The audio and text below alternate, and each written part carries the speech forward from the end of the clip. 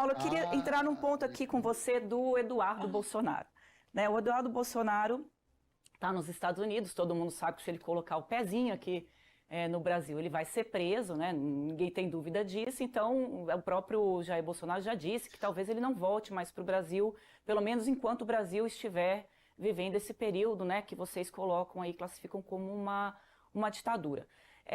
O fato é que o Eduardo Bolsonaro chegou a ser colocado como um nome para as eleições presidenciais. E no seu programa, como você falou que eu acompanho, claro, acompanho tudo de todos os lados, até por dever profissional, para informação. Você colocou ali que você é bom o programa, que você é fiel ao Eduardo Bolsonaro e não ao Jair. Eu não lembro se a palavra foi fiel, tá? Então você pode me corrigir, claro. Que você é time Eduardo Bolsonaro, não tanto time Jair Bolsonaro. Nesse sentido, o Eduardo fora do jogo eleitoral, porque, né, ainda estamos aí nesse processo em que, se ele vier para o Brasil, ele pode ser preso.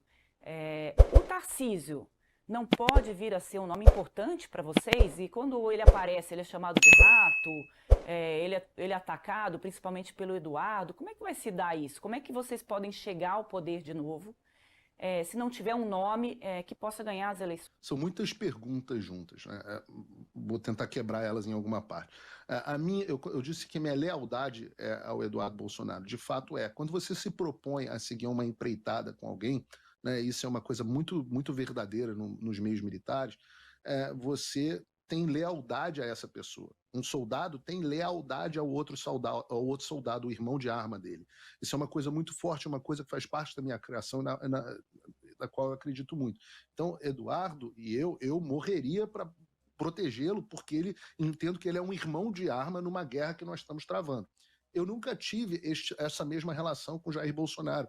A minha relação com Jair Bolsonaro é uma relação muito parecida com a de vocês, talvez por uma relação pessoal mais próxima, mas eu nunca trabalhei com Jair Bolsonaro, eu nunca busquei uma participação em cargo público, etc, etc. E foi isso que eu quis dizer. Neste processo atual, Jair Bolsonaro e Eduardo Bolsonaro têm visões diferentes, como ficaram explicitadas, inclusive, nos diálogos que se tornaram, infelizmente, constrangedoramente, porque são diálogos privados sem nenhuma necessidade de terem se tornado públicos, mas se tornaram. Então fica muito claro que Eduardo Bolsonaro vê um caminho para a solução do Brasil diferente do de Jair Bolsonaro. A minha lealdade está a Eduardo Bolsonaro nesse processo, porque também é com quem tem as ideias das quais eu partilho.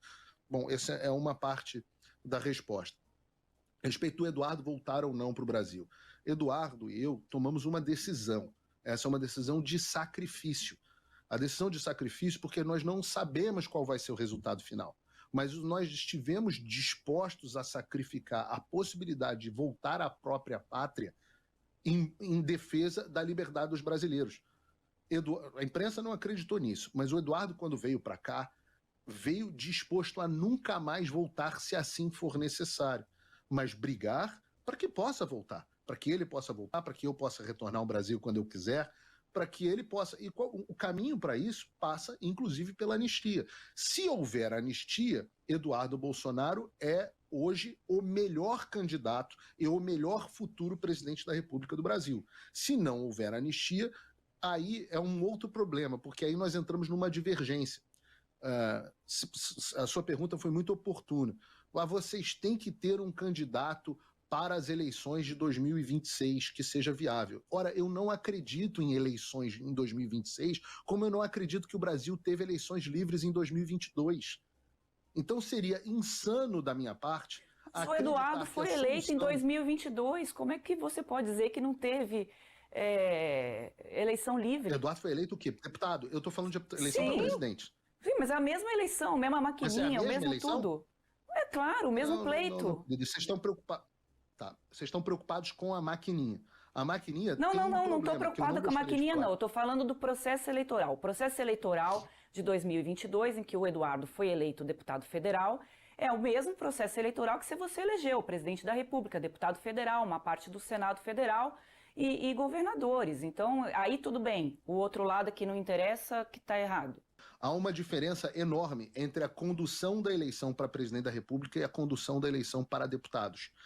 O grau de perseguição que o presidente Bolsonaro sofreu durante as eleições de 2022 não é compatível com o que seria possível, naquele momento, fazer para as centenas de milhares de disputas para deputados e deputados estaduais e senadores em todo o Brasil. Não é possível fazer o mesmo grau de perseguição política que o Supremo Tribunal fez nas eleições de 2022 contra o presidente Bolsonaro. Não é possível. Era fisicamente, naquele momento, impossível. Talvez em 2026, agora que o poder está mais consolidado na mão do Supremo Tribunal Federal, talvez eles tenham mais instrumentos. Ainda assim, vocês têm ideia de quantos deputados da oposição estão debaixo de algum tipo de júdice das suas candidaturas? Se vocês não têm, eu recomendo que perguntem à Câmara. São inúmeros. Inúmeros senadores, deputados que viram para mim e falam: olha, eu não posso falar porque tem um negócio de uma AIGE aqui, que se eu falar, eu não vão me cassar o mandato. Ora, perguntem ao Deltan Dallagnol. Deltan Dallagnol, de quem eu fui muito crítico, hoje eu gosto muito dele. Fui muito crítico à posição dele como procurador da Lava Jato, mas eu sempre disse, minha posição era crítica ao Deltan Dallagnol, mas sempre disse: olha, o Deltan Dallagnol foi legitimamente eleito pelo povo. E cadê o mandato do Deltan Dallagnol? Então, eu não acredito, eu insisto, eu não acredito que nós tenhamos, de fato, eleição em 2026. Ah, Paulo, mas aí se não for o Eduardo porque ele não pode voltar e não for o Jair porque ele está inelegível. Ora, se isso acontecer, nós já vivemos uma ditadura consolidada. Aí os instrumentos vão ter que ser outros. O candidato vai ser quem o Alexandre de Moraes quiser. Se o Alexandre de Moraes quiser que seja o Tarcísio, será o Tarcísio. Se o Alexandre de Moraes mudar de ideia e não quiser mais que seja o Tarcísio, será outro. E assim é em uma ditadura. Não interessa, se interessa que se a candidata na Venezuela foi a Maria Corina Machado ou se foi o outro cara, ela não faz diferença. O presidente é quem o Maduro decide que é. E é hoje a situação que eu acredito que o Brasil vive para 26. Então a direita nem pensa num nome nesse momento para presidente. Eu não falo pela direita. Eu não falo pela direita. Enfim, eu falo por mim e, em parte, pelo Eduardo.